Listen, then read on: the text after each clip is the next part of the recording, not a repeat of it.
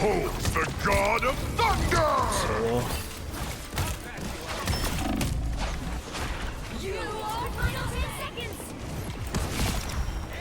Got a double, get in, boys, get in. Triple. Quad, baby! Oh my gosh, bro. I'm going to punch this fucking fish into the ground. We're getting rocked by Panther backline.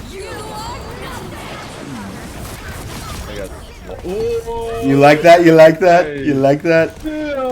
How big brain was that shit? That was fucking awesome. Nobody escapes the thing. What's going on, guys? In today's video, we're going to be making a video discussing how you guys can get to Grandmaster like I did myself. I barely even play rank, to be honest, but I've always been like a higher rank in Valorant and also Apex Legends, so it kind of makes sense that I hit it. But thought I'd explain how I did it because I've been seeing some people in my stream asking questions about stuff. So yeah, here we go, boys. Also, guys, one big tip before I get this video started is to try and duo queue or trio queue, or I don't know if you can 4Q or not in this game. But I sometimes will duo queue. It's not all the time, so I didn't really actually quote-unquote solo queue.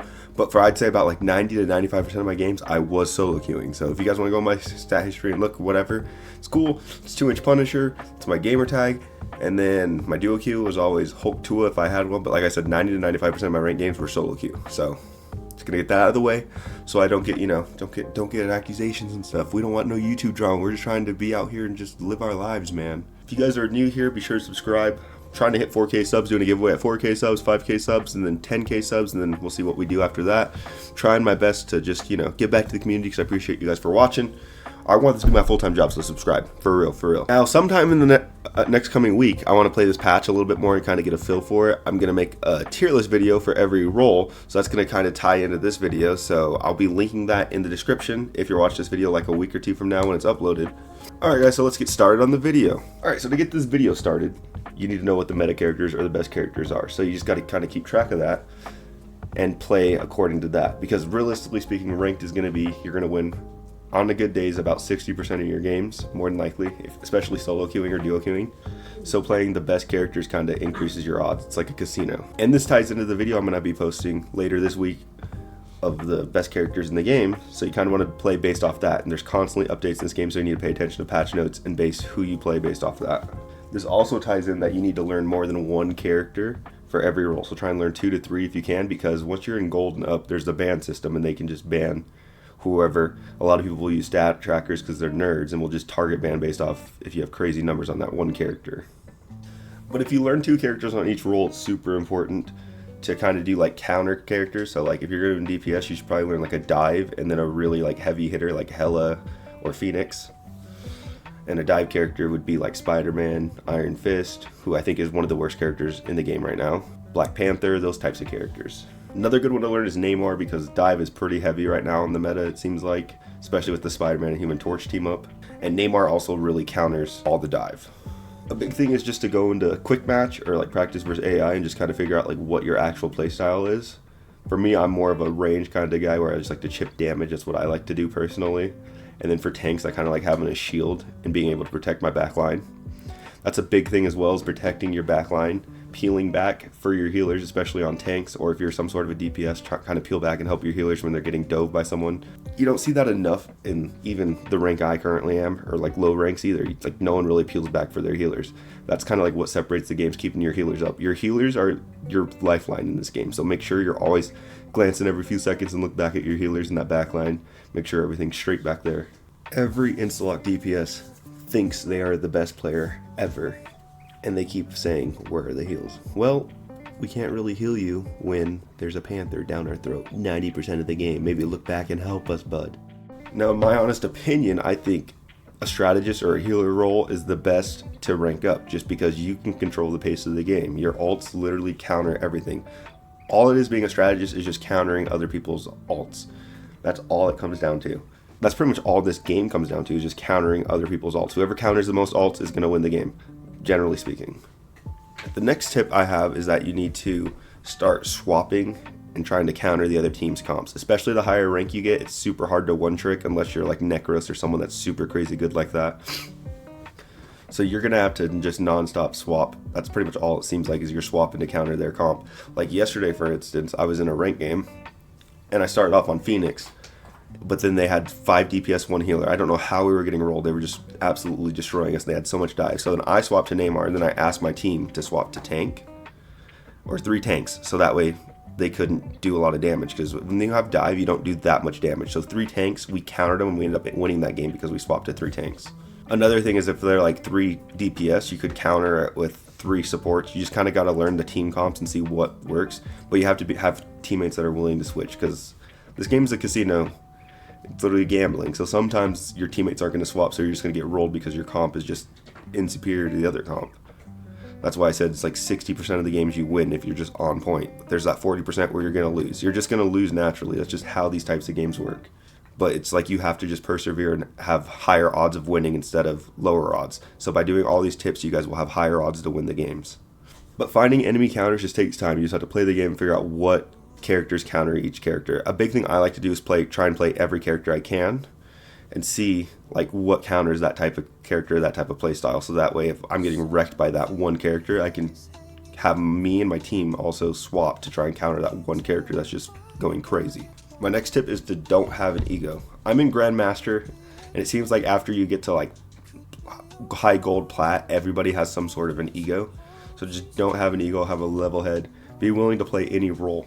You can one trick, don't get me wrong, you can one trick pretty high up, but it's super hard to one trick. You increase your odds by filling and being like open to playing any role. And it seems like every time you'll have like a Spider-Man. Everyone gets this, a Spider-Man, or you'll get like a Panther or someone that's just feeding, just killing himself nonstop. Like 0-4, 0-5, then you ask to swap and they don't swap, or they just say I'm not swapping.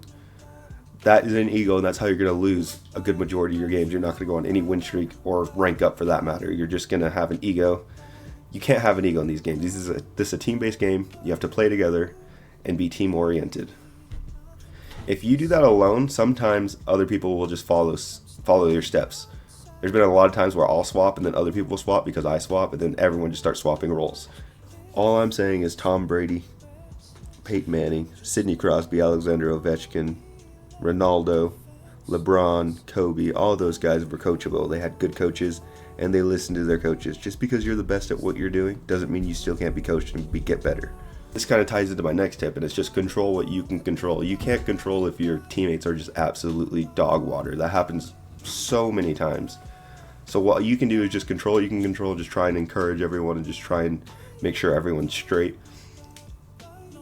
Like, there are going to be games where just people aren't doing good, but you just have to kind of try and just carry their weight if you can. It's almost impossible.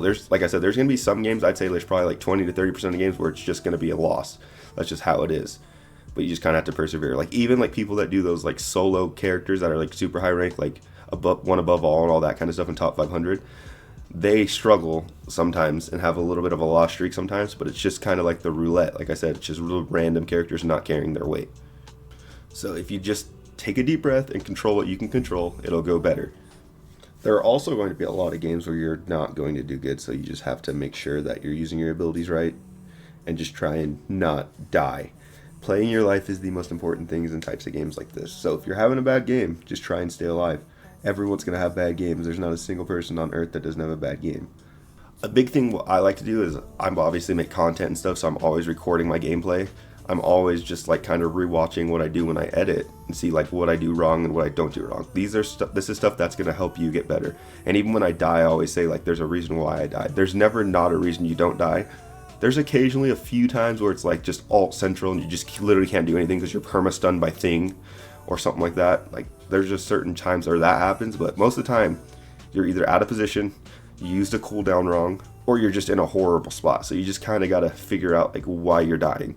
You got to think these things through, and this is how you get better, just thinking like, what am I doing wrong? How did I die here? Like when I'm streaming, you'll always hear me say that, like I shouldn't have been there. I shouldn't have used my ability there. I shouldn't have did this. I shouldn't have did that. That is how you're going to get better and just get better at anything in life, not just this game. Now the next thing is going to be communicate and ping. I don't see enough people at low rank doing this. I have some friends that I play quick match with, and they don't ever communicate or use their ping system. The ping system is a big deal. You can ping for heals, you can ping that we need to go back, all this kind of stuff. So try to use your ping system, or even better, use your mic. Using your mic helps a lot, telling people to focus one person, focus a rocket alt, because rocket alt is good, but people don't really throw it the right way a majority of the time, because it's just chaos. So then if you all focus a rocket alt, you can break it fast. Same with like a hella alt, or even a phoenix alt. If everyone focuses it, you can break that alt. But you need to kind of communicate to break the util or kill the person that's one shot. Communication is super important. That ties into this next tip, which is to combo abilities / alts. So like I like to have my thing usually stun someone when I'm on Phoenix, and then I'll use my ult so they're all just CC'd and they can't move. Comboing ults is what is going to win the game, especially if you can combo like your mag when you're a Luna or Cloak, and then have him bubble when you're ult, so that way you don't die. Magneto is one of the best characters in the game for that reason, for solo queuing. He can protect his back line, creates a lot of space, and he counters Wolverine. Wolverine right now is an absolute menace. He's almost permabanned, but when he's not permabanned, you're going to get shredded by Wolverine right now with the way the meta is. I hope you guys learned something new with this video. It took a while to edit, so I would appreciate a like and a subscribe. Like I said, I live stream daily and upload daily, so why not subscribe? We're just out here vibing in the stream, so come stop by and say what's up. Try and read my chat as often as I can. Like I said, be on the lookout for the tier list that's coming out later this week. I appreciate each and every one of you guys for watching. I am out. Adios.